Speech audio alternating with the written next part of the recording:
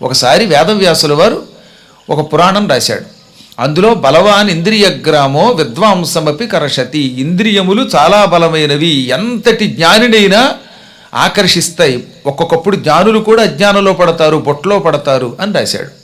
అప్పుడు నారదుడు అక్కడికి వచ్చాడు. వేదవ్యాస, నువ్వు రాస్తున్న పురాణం వినిపించు అంటే ఆయన పురాణం వినిపిస్తూ ఈ శ్లోకం వినిపించాడు. అప్పుడు నారదుడు పకపకానవి, ఇంద్రియములు బలమైనవి, ఎంత గొప్పవాడైనా ఆకర్షిస్తాయి, కానీ విద్వాంసమపి అన్నావు నువ్వు, పండితుల్ని ఆకర్షించవవి. జ్ఞానికి ఇంద్రియ నిగ్రహం ఉంటుంది, ఇదొక్కటి మార్చు. విద్వాంసం నాపకర్షతి, విద్వాంసులను మాత్రం ఆకర్షించవు అని మార్చు. ఆయన విద్వాంసమపి కర్షతి అన్నాడు అంటే విద్వాంసులను కూడా ఇంద్రియములు ఆకర్షిస్తాయి, బుట్టలో వేస్తాయి. ఈయన ఉన్నాడు వ్యతిరేకంగా మార్చు, విద్వాంసం నాపకర్షతి నా అపకర్షతి, విద్వాంసుణ్ణి మాత్రం అవి ఏమార్చలేవు, విద్వాంసుణ్ణి భ్రష్టుణ్ణి చెయ్యలేవు అని మార్చు అంటే వ్యాసుడు అన్నాడు, ఈ మొత్తం పురాణం అంతా భగవంతుడు రాయిస్తున్నాడు అనుకుంటున్నాను నేను, నువ్వు మార్చు అంటున్నావు, మార్చడం ఇష్టం లేదన్నట్ట. నేను చెప్పాను నీ గురువుని నారదుణ్ణి మార్చు అన్నాడు. వ్యాసుడికి గురువు నారదుడు కదా. అప్పుడు ఆయన అన్నాడు, ఓ పని చేద్దాం, ఈ రాత్రికి నా ఆశ్రమంలో విశ్రాంతి తీసుకో, ప్రొద్దుట కనుక నువ్వు మార్చమంటే మారుస్తాను, రేపటి వరకు మాత్రం నాకు గడువి అన్నట్ట. సరేనని నారదుడు వ్యాసుడి ఆశ్రమంలో రాత్రి పడుకున్నాడు. వ్యాసుడు నారదునికి చక్కని జింక చర్మములు పరిచి ఓ చిన్న తలగడిచ్చి పడుకోమన్నట్ట. నారదుడికి నిద్ర ఉంటుందా? అయినా కూడా ఏదో శిష్యుడు ఆశ్రయం ఇచ్చాడు, పడుకోమన్నాడు, అందుకని ఆ జింక చర్మాల మీద ఆయన ఇచ్చిన తలగడ పెట్టు పడుకున్నట్ట. అర్ధరాత్రి 12 గంటలు అయ్యింది. ఆ ఆశ్రమంలో గాజులు గలగల వినపడింది. ఎవరా అని చూశాడు నారదుడు. ఒక పరమసుందరీమణి వచ్చిందిట. ఓ అరి బాబోయ్, ఏమి సౌందర్యవతి! అప్సరస్సులు కూడా ఆవిడ ముందు బలాదూరు. నల్లని ఒత్తైన జుట్టుతో, బంగారం లాంటి శరీరంతో, జడ నిండా మల్లె పువ్వులు పెట్టుకుని, చేతులకి కంకణాలు ధరించి ఓ అయ్యారంగా టింగ్ టింగ్ అని ఆ వ్యాసుడి ఆశ్రమంలో తిరుగుతూ ఉంటే నారదుడు ఒక్క క్షణకాలం తనను తాను మరిచిపోయి మైమరిచిపోయి అమాంతంగా సుందరి విడిచిపెట్టగానే గాఢంగా కౌగిలించుకున్నాడు. తన్మయత్వంతో కళ్ళు మూసుకున్నాడు. అలా కౌగిలించుకున్నాడో లేదో ఏదో గరుకుగా తగిలింది ఆయనకి. చూస్తే ఎదురుగుండా ఉన్నాయన వ్యాసుడు, ఆయన గడ్డం ఈయన మూతికి గరుకుగా తగిలింది. ఓరి శిష్య, కొంప ముంచావు కదరా నన్ను, నువ్వా ఈ మారువేషం వేసింది అన్నట్ట. అంటే ఎవరో సుందరం అనుకుని ఈయన కౌగిలించుకుంటే తీరా చూస్తే అది వ్యాసుడు. ఇప్పుడు వ్యాసుడు అన్నాడు, శ్లోకం మార్చమంటారా గురువు గారు అన్నాడు. ఓహ్ వద్దులే, అలా ఉంచే అని నారదుడు మాయమైపోయాట. అప్పటి నుంచి ఈ శ్లోకం జగత్ ప్రసిద్ధికి ఎక్కింది. ఇది భారతంలో ఉంటుంది, భాగవతంలో ఉంటుంది, శివపురాణంలో ఉంటుంది, 3 చోట్ల రాశాడు ఆయన. కాబట్టి ఎంతటి జ్ఞానులైనా ఒక్కొక్కప్పుడు బొట్లో పడతారు. అంత మాత్రం చేత వాడే అజ్ఞాని కాదు. కానీ ఇది తెలుసుకుని క్షేత్రములలో నిరంతరం జాగరూకులై ఉండాలి. నిత్యం పరీక్ష ఎదురవుతుంది. అందులో మారు వేషాలలో పరీక్ష మరీ ఎక్కువగా ఉంటుంది. అర్జునుడున్నాడు. ఒకానొకప్పుడు ఆయన పాశుపతాస్త్రం పొందాలనుకున్నాడు. శ్రీకృష్ణుడి యొక్క అనుగ్రహం వాళ్ళకు ఉన్నది కనుక ఎప్పటికప్పుడు పాండవులు బాగుపడ్డారు. పాండవులు 5గురు కూడా ఈ క్షేత్రానికి వచ్చారు, మీకు తెలుసు కదా ఆ విషయం. ఒకసారి అరణ్యవాసంలో ఉండగా శ్రీకృష్ణుడు పంచపాండవుల ద్రౌపది ఉన్న చోటికి వచ్చి, మీరెప్పుడు అడవిలో ఒకచోట ఉండకండి, ఓళ్లల్లోకి వెళ్ళకూడదు, కానీ అడవులలో ఎక్కడైనా తిరగచ్చు, కాబట్టి మొత్తం భూమండలంలో అడవులన్నీ తిరగండి, ఆయా క్షేత్రాలు చూడండి, దానివల్ల ఎంతో లాభం. మీరు యాత్ర శ్రీశైలంతో మొదలుపెట్టండి. ముందు శ్రీశైలం వెళ్ళండి, అక్కడి నుంచి అలా నడుచుకుంటూ 7 కొండలకు వెళ్ళండి, అక్కడి నుంచి బయలుదేరి కేదారం వెళ్ళండి. కేదారంలో కూడా పాండవులు వెళ్ళి పూజ చేశారు కేదారేశ్వరుడికి. ఇవన్నీ చెయ్యండి అన్నాడు కృష్ణుడు. కృష్ణుడు సూచించిన మార్గంలో పంచపాండవులు, ద్రౌపది, వాళ్ళ కుల పురోహితుడు ధౌమ్యుడు, మరికొంతమంది మిత్రులు, పురోహితులు, ఋత్విక్కులు వీళ్ళందరినీ వెంట పెట్టుకుని ఇక్కడికి వచ్చాడు ఆయన. ఇక్కడికి రాగానే పాతాళగంగలో హాయిగా స్నానం చేశాడు. ఇక్కడ 7 రోజులు ఉన్నారు. ఈ శ్రీశైలం ఆ రోజుల్లో ఇంకా మహారణ్యం, భయంకర కేకారణ్యం. ఈ కేకారణ్యాలలో 7 రోజుల పాటు వాళ్ళు ఉన్నారు. అప్పుడు ఈ వ్యవస్థ అంతా ఏముందండి, ఆ రోజుల్లో ఎంత అవస్థపడి వచ్చేవారు. ఇవాళ మీకోసం దేవస్థానం వాళ్ళు ఎన్నెన్నో సౌకర్యాలు ఏర్పాటు చేశారు. చక్కగా ఒక క్రమశిక్షణతో క్యూ, మళ్ళీ పురాణం విన్నవాడికి ప్రసాదాలు, లోపల ప్రసాదాలు ఎన్నున్నాయి. ఇవాళ సత్రాలు, అన్న సత్రాలు, భోజనాలు, వసతులు, నీళ్ల సౌకర్యాలు ఇవన్నీ ఉన్నాయి. ఆ రోజుల్లో ఎవడైనా పాతాళగంగ దగ్గరికి వెళ్ళవలసిందే కదా, అక్కడ దాకా దిగవలసిందే. నీళ్లు కావాలంటే అక్కడ దాకా వెళ్ళాలి, ఏ జలపాతం ఉన్న చోటికి వెళ్ళాలి. ఎక్కడ పడితే అక్కడ నీళ్లు ఉండవు, ఎక్కడ పడితే అక్కడ భోజనాలు దొరకవు. కేవలం పళ్ళు తిని బ్రతికేటటువంటి కాలం అది. అటువంటి కాలంలో పాండవులు 7 రోజులు ఉన్నారు. రోజు అర్ధరాత్రి 12 గంటలకి శ్రీశైల మల్లికార్జునుడి ఓం నమ శివాయ అనే పంచాక్షరీ మంత్ర జపంతో అర్చించేవారు. ఒక రోజున భ్రమరాంబ మల్లికార్జునులిద్దరూ అర్ధనారీశ్వరులే ప్రత్యక్షమయ్యారు. శివపురాణంలో రుద్ర సంహితలో సృష్టిఖండంలో 14వ అధ్యాయంలో ఒక శ్లోకం ఉన్నది. ఏమిటో తెలుసా? అర్ధనారీశ్వరో భూత్వా పూర్ణాంసు సకలార్థకః అంటాడు. శివుడు పాండవులకి అర్ధనారీశ్వరో భూత్వా అంటే సగం పార్వతిగా సగం శివుడిగా మారి చెరిసగం రూపంతో దర్శనమిచ్చాడు. సకల కళాస్వరూపుడైన శివుడు ఈ విధంగా అమ్మవారితో కలిసి దర్శనమిచ్చాడు. పాండవులారా, అమ్మ లేని నేను లేని అమ్మ, మేమిద్దరం వ్యర్థమైపోతాం, మేమిద్దరం కలిస్తేనే ఉంటాం. ఈ చరాచర జగత్తులో ఉన్న ప్రకృతి అంతా అమ్మ, నేను పురుషుణ్ణి. ఈ భూమి పార్వతీ స్వరూపం. ఈ భూమి మీద ఉన్నటువంటి జీవరాశులు, కొండలు, గుట్టలు ఇవన్నీ నా స్వరూపం. అందుకే భూమి మీద ఉన్నది నేను, భూమి రూపంలో ఉన్నది అమ్మ. ఆ భూమే పానవట్టంగా మారింది, ఆ పానవట్టమే అమ్మ, ఆ పైనున్న లింగం నేను అని వాళ్ళకి వివరించి, మీకు భవిష్యత్తులో కౌరవులతో యుద్ధం జరుగుతుంది, భయంకర సంగ్రామం జరుగుతుంది, 18 రోజులు యుద్ధం వస్తుంది. ఆ యుద్ధంలో మీరు శత్రువుల్ని జయించాలి. జయించాలంటే నా సకల కళలు మీకు లభించాలి. శివుడిలో 16 కళలు ఉన్నాయి. శివుడు షోడశ కళాప్రపూర్ణుడు. ఈ కళలు నేను మీలో ప్రవేశపెడితే మీరు శత్రువుల్ని చీల్చి చెండాడతారు. ఈ కళలు మీకు రావాలంటే మీరు మీ మీ పేర్ల మీదుగా ఇక్కడ లింగములు ప్రతిష్ఠించండి, మీ భార్యా సమేతముగా అన్నాడు ఆయన. అనగానే వాళ్ళు తెల్లబోయి, ఈశ్వర లింగ ప్రతిష్ఠ చేద్దామంటే ఇక్కడ లింగాలు లేవు కదా మా దగ్గర, కేవలం ఏవో ఆ కొండల్లో ఉన్న పాషాణములు తప్ప ఈ రాళ్లల్లో ఏ రాయి అయినా నున్నగా చెక్కి ప్రతిష్ఠించనా అన్నాడు ధర్మరాజు. వెంటనే ఆయన సమాధానం చెప్పకుండా అదృశ్యమైపోయాడు. ఇప్పుడు వీళ్ళకి ఏం చేయాలో తెలియలేదు. శివుడు, ధర్మరాజా నువ్వు నీ పేరు మీదుగా ధర్మరాజేశ్వరలింగం, భీముడు భీమేశ్వరలింగం, అర్జునుడు అర్జునేశ్వరలింగం, నకులుడు నకులేశ్వరలింగం, సహదేవుడు సహదేవేశ్వరలింగం, ద్రౌపది ద్రౌపదీశ్వరలింగం, మొత్తం పంచపాండవులు భార్యాసమేతంగా మొత్తం 6 లింగాలు ప్రతిష్ఠించాలి అని శాసించి ఎలా ప్రతిష్ఠించాలో మాత్రం చెప్పకుండా అదృశ్యమైపోయాడు. అప్పుడు ఆయనకి ఏం చేయాలో అర్థం కాక వెంటనే కృష్ణ ఆపద్బాంధవ అని కృష్ణుడు పిలిచారు. కృష్ణుడు ప్రత్యక్షమై ఈశ్వరుడు ఏదైనా చెప్పాడంటే అందులోనే ఒక సూచన ఉంటుంది. ఈశ్వరుడు ఏం చెప్పాడు? ఇక్కడ ఈ భూమి అంతా పార్వతీ స్వరూపం అని చెప్పాడు. కాబట్టి లింగ ప్రతిష్ఠ చేయాలంటే అమ్మని ప్రార్థించండి, అమ్మ మీకు దివ్యలింగములు ప్రసాదిస్తుంది. ఆ లింగములను వరుసగా మీరు ప్రతిష్ఠించండి. నేను స్వయంగా పురోహితుడిగా ఉంటాను, నాతో పాటు నారదుడు మీ కుల పురోహితుడు ధౌమ్యుడు ఉంటాడు, దాంతోపాటు వ్యాసుడిని పిలుస్తానన్నాడు ఆయన. వెంటనే పాండవులు అమ్మవారి దగ్గరికి వెళ్ళి భక్తితో అమ్మని పాహి పాహి పరమేశ్వరి అని ధ్యానం చేశారు. 3 రాత్రులు వాళ్ళు అమ్మవారిని ధ్యానం చేశారు. అప్పుడు అమ్మవారు కైలాసములో ఉన్న 6 విశిష్ట లింగములు పట్టుకొచ్చింది. ఈ 6 లింగములు ఏమిటో తెలుసా? 5 శివుడి యొక్క 5 ముఖములు, ఒక 5 లింగములు శివుడికున్న 5 ముఖముల నుంచి స్వయముగా తానే సృష్టించి పట్టుకొచ్చింది. శివుడికి సద్యోజాతము, వామదేవము, అఘోరము, తత్పురుషము, ఈశానము అని 5 ముఖములు. ఈ 5 ముఖముల నుంచి 5 లింగములు శివుణ్ణి అడిగి పుచ్చుకొని ఆ సృష్టించిన లింగములు పట్టుకొచ్చింది. ఆ 5 పాండవుల చేతిలో పెట్టింది. అందులో సద్యోజాతం అనేటటువంటిది ధర్మరాజుకి ఇచ్చింది.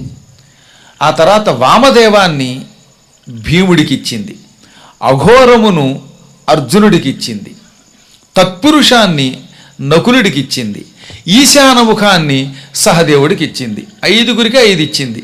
ఇంకా 6వది ఉన్నదిగా, ఇదేమిటి? 5 లింగములతో పాటు 6వ లింగం కూడా పట్టుకొచ్చిందని మీకు ముందే ప్రారంభంలోనే చెప్పాను. ఈ 6వది స్వయముగా తన కేశపాశముల నుంచి సృష్టించింది. అది సాక్షాత్తు అమ్మవారి స్వరూపం, అది పార్వతీ స్వరూపం. ఈ 6 లింగములు ఇచ్చి మీరు ఇక్కడ 9 రోజుల పాటు కటిక ఉపవాసం చేయండి. పాండవులకి ద్రౌపదికే చెప్పిందండి, మనలాంటి వాళ్ళకైతే 9 రోజులు ఉపవాసం చేయమని అమ్మ చెప్పదు. 9 రోజులు మీరు పూర్తిగా ఉపవాసం ఉండండి, ఆచమన జలం మాత్రమే స్వీకరించండి. 9 రోజుల పాటు నేను ఇచ్చిన ఈ దివ్యలింగములు, కైలాసం నుంచి పట్టుకొచ్చిన ఈ లింగములు మీరు రోజు ఇక్కడెక్కడైనా ఒక మండపంలో పెట్టుకుని భక్తి శ్రద్ధలతో పూజించండి. ఈ 9 రోజులు ఉపవాసం ఉండండి. ఈ 9 రోజులు రోజు మీకు ఇచ్చిన లింగాన్ని మల్లికార్జున లింగానికి తగిలించండి. అప్పుడు ఆ మల్లికార్జున లింగంలో ఉన్న జ్యోతిశక్తి ఇందులో ప్రవేశిస్తుంది.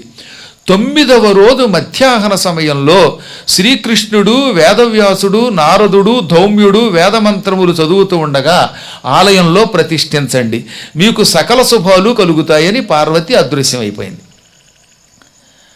వాళ్ళు ఆనందపడ్డారు. ఇక్కడ ఈ ఆలయంలో 9 రాత్రులు నిద్రించి ఉపవాసం ఉండి ఈ లింగాల్ని పూజించారు. ఇక్కడొచ్చింది సమస్య అంతా. ధర్మరాజు గారు పరమాత్ముడు, ఆయన చాలా గట్టివాడు, శాంతమూర్తి, నిగ్రహం కలిగినవాడు. 9 రోజులు హాయిగా ఉపవాసం ఉన్నాడు ఆయన. అర్జునుడు పరమశివభక్తుడు. భారతంలో అర్జునుడి శివభక్తి గురించి ఎంత రాశారండి. ద్రోణ పర్వంలో రాశారు, అరణ్య పర్వంలో రాశారు. కాబట్టి ఆ శివానుగ్రహంతో ఆయన ఉపవాసం ఉన్నాడు. నకుల సహదేవులు ఉపవాసం ఉన్నారు. ద్రౌపది ఉన్నది. ఇక ఉపవాసం ఉండలేని మహానుభావుడు ఒక ఆయన ఉన్నాడు. ఆయన మన పార్టీ, మనలాంటి వాడు అన్నమాట. ఆయనే భీమసేనుడు. ఆయనకు ఉపవాసం అంటే అంతకంటే మరొక బాధ మరొకట్లేదు. ఈ ప్రపంచంలో ఏ పనులు చేస్తాడు. కొండలు పిండి చేయంటే చేస్తాడు ఆయన. ఉపవాసం ఉండమని ఒక్క ముక్క మాత్రం నచ్చదట ఆయనకి. ఆయనకు నచ్చంది ఈ ప్రపంచంలో ఏదైనా ఉందంటే ఉపవాసం. ఆయన అమ్మ పార్వతీమాత, భ్రమరాంబామాత, నువ్వు ఇచ్చిన లింగాన్ని జాగ్రత్తగా చేతిలో పెట్టుకుని మండపంలో పెట్టుకుని బిల్వపత్రాలతో పూజిస్తాను, తామర పూలతో పూజిస్తాను, కావాలంటే పాతాళ గంగా జలాన్ని 100 సార్లు కింద నుంచి పైనుంచి దిగి తెచ్చి అభిషేకం చేస్తాను. ఎందుకంటే ఆయనకి అలసట ఉండదు. ఎన్నిసార్లు పాతాళ గంగకైనా వెళ్ళగలడు, పైకి రాగలడు. అస్సలు నడకలో అలసట లేనివాడు పాండవులు. ఆయన ఒక్కడే గుర్తుపెట్టుకోండి. మీకు సినిమాల్లో మత్తు వదలరా అని చూపించారు, ఉట్టి అబద్ధం. అస్సలు నిద్రపోకుండా ఉండగలిగే శక్తి ఉన్నవాడు ఆయన ఒక్కడే. ఆయనకి మత్తు లేదు, చిత్తు లేదు, పెద్ద పట్టు ఉంటుందనుకుంటున్నారు ఆ భీముడికి. భీముడు చక్కగా నాలాంటి సన్నని నడుము కలిగినవాడు. ఆయన ఉరుకోదరుడు ఆయన. మీకు భారతం చూడండి. భారతంలో రాత్రిపూట ఎక్కువగా నిద్రపోకుండా యుద్ధం చేసినవాడు ఆయనే. ఇప్పుడు ఆదిపర్వం ఉన్నది. ఆదిపర్వంలో లక్క ఇంట్లో వీళ్ళంతా కాలిపోతున్నప్పుడు వాళ్ళందరూ గాఢంగా నిద్రపోతుంటే ధర్మరాజుని ఆ సమయంలో ద్రౌపది లేదు, అదృష్టవశాత్తు కుంతి ఉన్నది. కుంతిని ఇంకా అర్జునుడిని, నకులుణ్ణి, సహదేవుణ్ణి నలుగురినేమో చేతుల్లో వేసుకుని, ఇద్దరిని భుజం మీద వేసుకుని నడుచుకుంటూ వచ్చాడండి ఆయన. రాత్రి తెల్లవార్లు నడుచుకుంటూ ఎంతమందిని మోసుకుని అలసట లేకుండా కాళ్ళ కింద రాళ్ళు ముళ్ళు పిప్పైపోయేవి. ఆయన నడుస్తుంటే ఆయన కాళ్ళ కింద పడి బండరాళ్ళు అలా చట్నీ అయిపోయేవి. చట్నీ అనడం కంటే కారప్పొడి, మన ఇడ్లీలో నంచుకోవడానికి వేసుకునే కారప్పొడి కింద రొక్కుకుంటూ వెళ్ళిపోయాడు ఆయన. ఎక్కడ చూసినా భారతంలో 5 రాత్రులు, 10 రాత్రులు, 40 రోజులు నిద్ర లేకుండా ఉండాలంటే ఆయన ఒక్కడే చేయగలడు. ఆయన ఒక్క భోజనం చేయకుండా ఉండలేడు తప్ప మిగతా అన్ని విషయాల్లో ఆయనతో చురుకైన వాడు ఉండడు. ఆయనకు అసలు ఎప్పుడు పొట్టరాదట. ఆయన 5000 బస్తాలతో తయారు చేసిన బియ్యంతో తయారు చేసిన పులిహార తిన్నా పొట్టరాదు. అంత గొప్ప వరం ఆయనకి భగవంతుడు ఇచ్చాడు ఆయనకి. అందుకే మీకు అర్ధరాత్రి వేళ వెళ్ళి కీచకుడిని చంపాడు. మళ్ళీ ఇంటికి వచ్చి హాయిగా ఊరికే కురుకేయకుండా పడుకున్నాడు. మళ్ళీ ఉపకీచకుల్ని చంపాడు. ఇంత పరాక్రమం ఎందుకు వస్తుంది ఆయనకి? ఆయనకి నిద్ర అవసరం లేదు. అది ఆయనకి పుట్టుకతో శివుడిచ్చిన గొప్ప వరం అన్నమాట. భగవంతుడిచ్చిన వరం అది. మరి ఎందుకు ఈ సినిమాల్లో కల్పిస్తారు? మనలాంటి వాళ్ళని ఆనంద పెట్టడానికి. నిజంగా భీముడే కనుక ఆవులించి నిద్రపోతే ఈ ప్రపంచం నాశనం అవుతుంది. నేను కొన్ని సినిమాలు అంటే ఇష్టపడతాను, కానీ కల్పిత కథల వల్ల మీకు కొన్ని ఇబ్బందులు వస్తాయి, కన్ఫ్యూషన్. పాండవులు మొట్టమొదట కృష్ణుడిని ఎప్పుడు చూశారో తెలుసా? ద్రౌపది స్వయంవరంలో. అప్పటిదాకా కృష్ణుడిని మాట వరసకు కూడా పాండవులు చూడలేదు. ఇది యథార్థ భారతం. యూట్యూబ్లోకి వెళ్ళి నేను చెప్పిన భారతం ఉంటుంది. వద్దిపర్తి పద్మాకర మహాభారతం వరకు కొట్టండి, వస్తుంది, అందులో చెప్పాను. కానీ మరి ఈ వాళ్ళు ఏదో నిద్రపోతున్నట్టు, వాళ్ళని కృష్ణుడు వచ్చి లేపినట్టు, మత్తు వదలరా అని పాట పాడినట్టు, ఇవి సరదాగా చూడడానికి బాగుంటాయి. అవి నాకు ఇష్టమే, కానీ కల్పితం అది మాత్రం, అది గుర్తుపెట్టుకోండి. అటువంటి చురుకైన భీముడు మాట వరసకు కూడా పొట్టరా అనేటువంటి వాడు ఆయన. అందుకే ఆయనకు ఉరుకోదరుడని పేరు. ఉరుకోదరుడని ఎందుకు పేరు వచ్చింది? వృకము అంటే తోడేలు.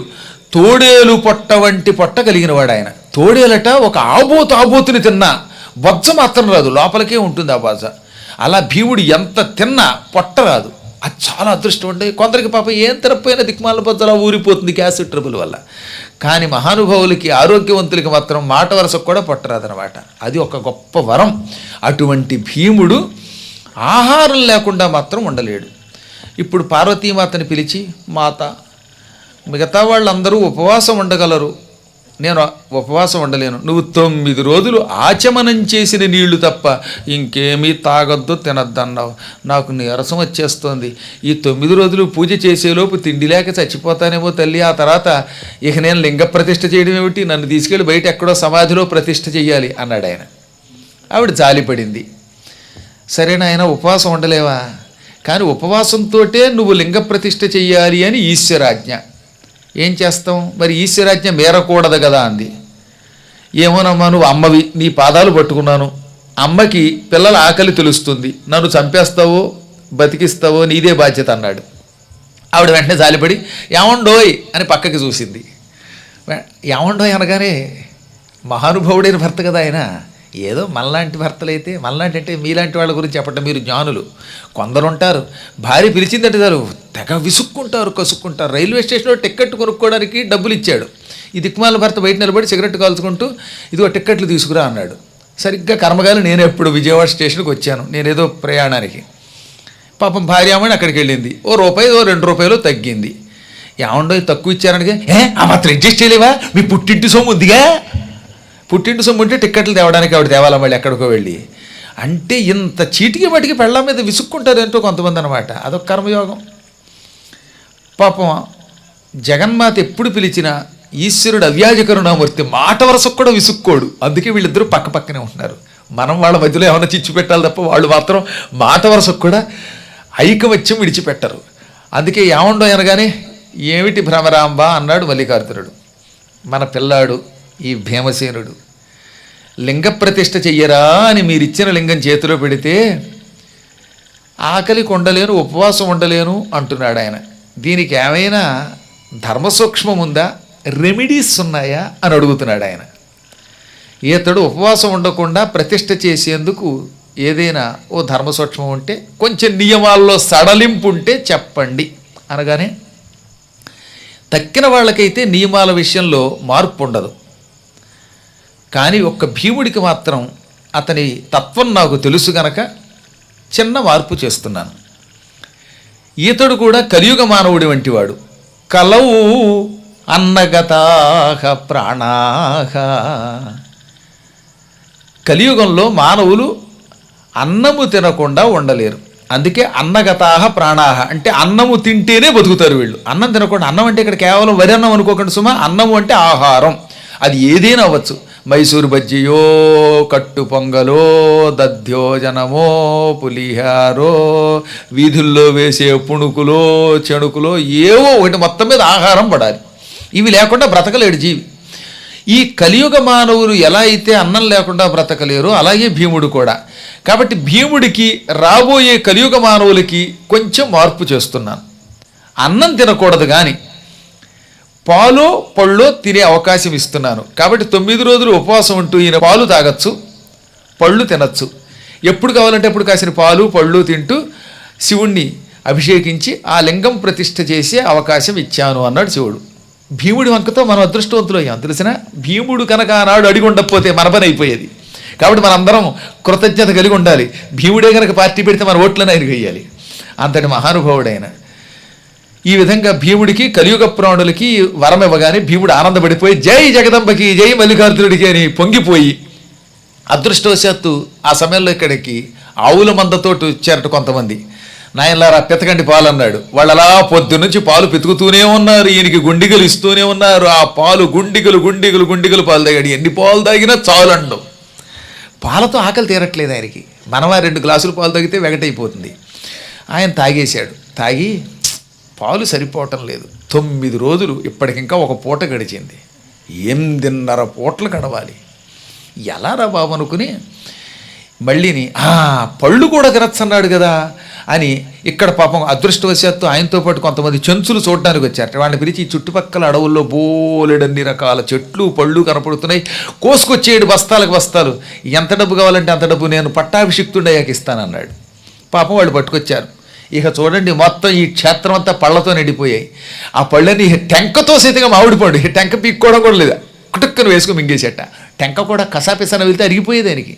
మనం టెంక మింగితే ఇక గొంతుకి అడ్డం పడి జీవితంలో ఉపన్యాసం చెప్పలేం మనం. ఇక అక్కడితో వీడి పని అయిపోయినట్టే. టెంక్ అంటారేమిటి, రూములో ఉన్నవాడు ఏదో తిన్నట్ట 3 రోజులు ఒకటే ప్రమోషన్స్ అట. ఇక నానాయాతన పడ్డాడు ఆయన, ఉపన్యాసానికి రాలేడు. అంటే మన జీర్ణశక్తులు అలా ఉన్నాయి. కానీ భీముడు అదృష్టవంతుడు కనుక మొత్తం పళ్ళన్నీ తిన్నాడు. ఇన్ని పళ్ళు తిన్నా, ఇన్ని పాలు తాగినా మళ్ళీ కడుపు నిండదు.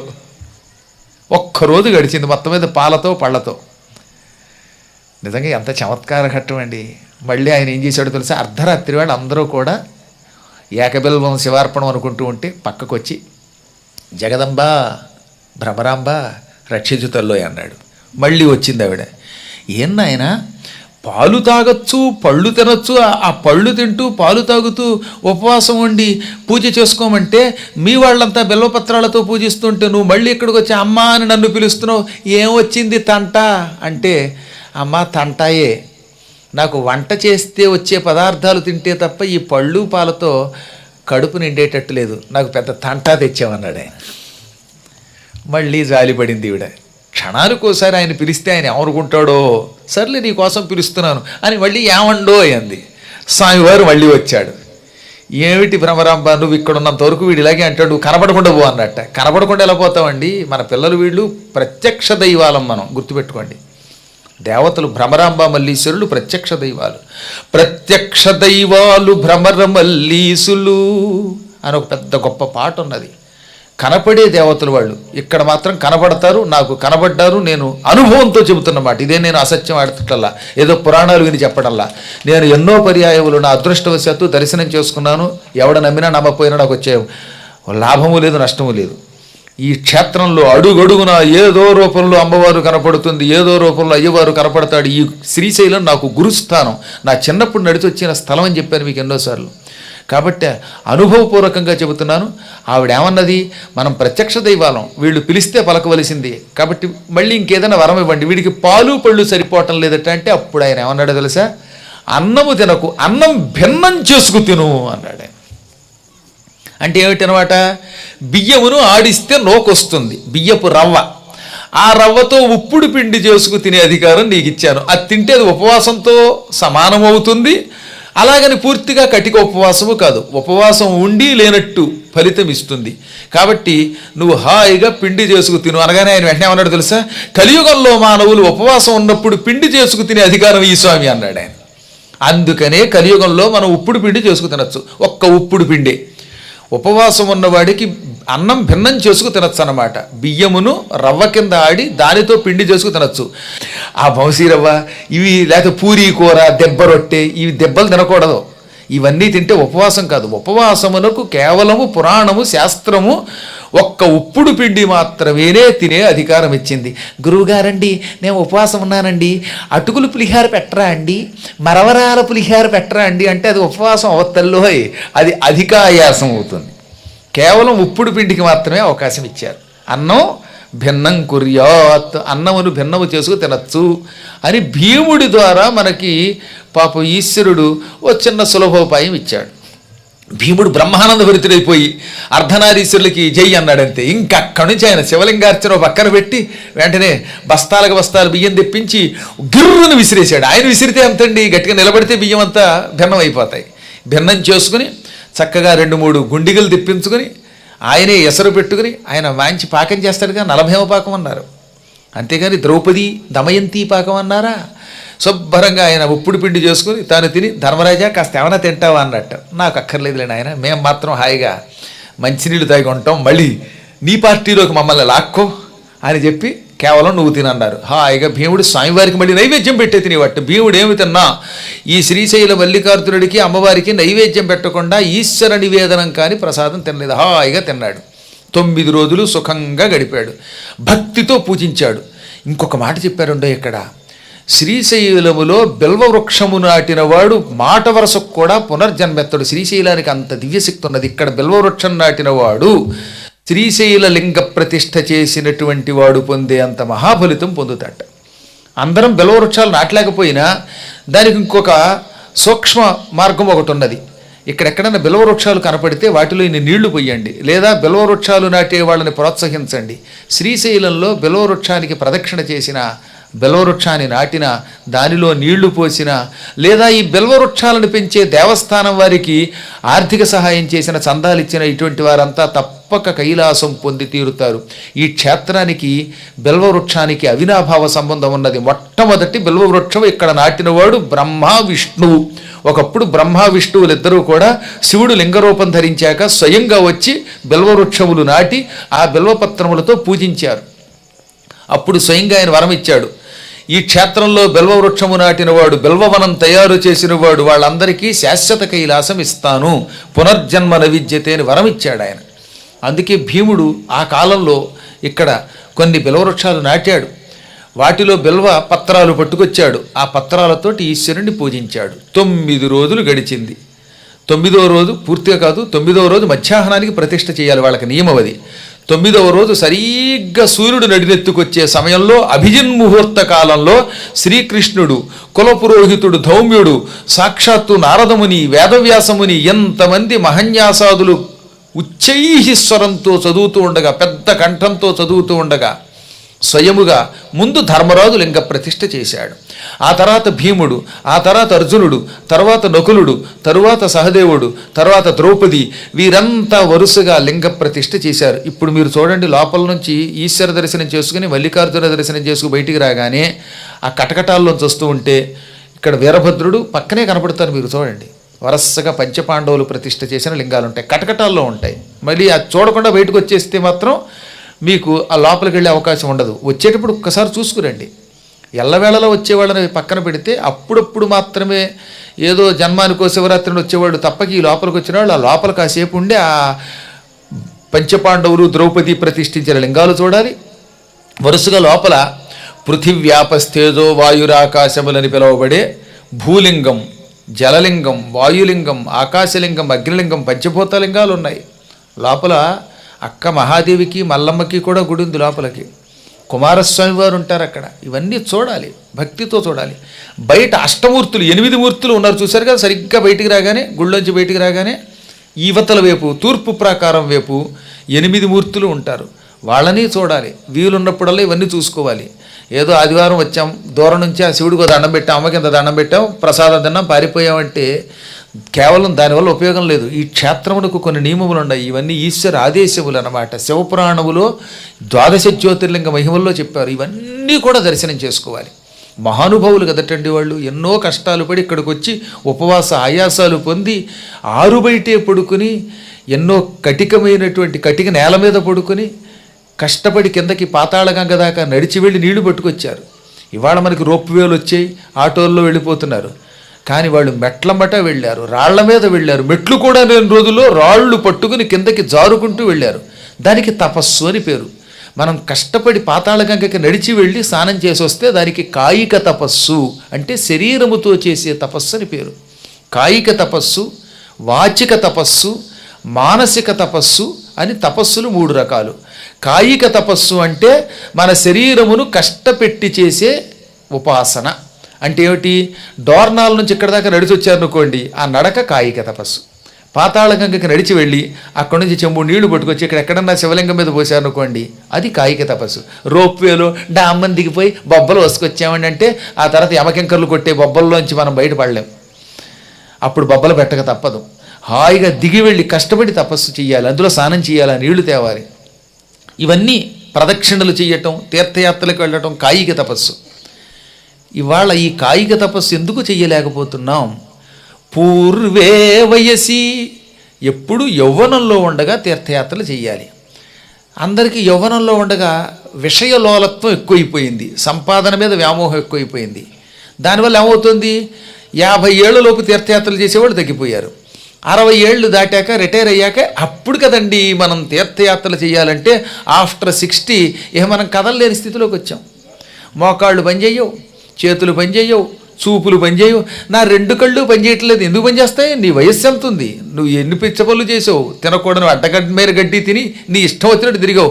ఎప్పుడన్నా యవ్వనంలో ఉన్నప్పుడు హాయిగా వ్యాయామం చేశామా, భగవద్ దర్శనానికి వెళ్ళామా, నడిచామా? ఏమీ లేకుండా ఏసీ రూముల్లోనూ అక్కడక్కడ అలా కూర్చుని పొద్దుని సాయంకాలం దాకా కంప్యూటర్ దగ్గరే కూర్చుని అలా గుడ్లు అప్పగించి చూస్తే చివరికి కాళ్ళు, చేతులు, కీళ్ళు, కళ్ళు, ఒళ్ళు అన్నీ కుళ్ళిపోతాయి. ఎందుకు పనికి రాకుండా పోతాయి?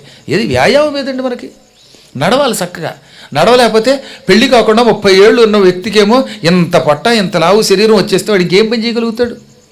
ఇలా అన్నానని దెప్పుతున్నానని కాదు, మనం చెయ్యవలసిన పని చేయాలి. ఏదో అనారోగ్యం వల్ల స్థూలకాయం వచ్చి ఏం చేయలేకపోతే దురదృష్టం, అది మన చేతులు లేదు.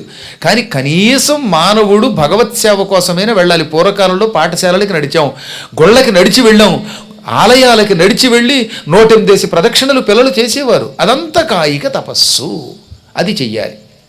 ఇంకా రెండవది వాచిక తపస్సు, అనగా వాక్కుతోటి నిరంతరం పరమేశ్వర నామస్మరణ చేయాలి. హరహర శంభో పార్వతీ వల్లభ నమ పార్వతీపతే హరహర మహాదేవ నమశివాయ, ఇలా నిరంతరం మన జిహ్వాగ్రం నుంచి నామస్మరణ రావాలి. నిరంతరం భగవంతుణ్ణి నాలుకతో కీర్తిస్తే అది వాక్కుతో చేసే తపస్సు కనుక వాచిక తపస్సు అన్నారు. ఇప్పుడు నేను చెప్పే ఉపన్యాసం వాచిక తపస్సు, మీరు చేసే శివనామస్మరణ వాచిక తపస్సు, ఇవన్నీ వాచిక తపస్సులు.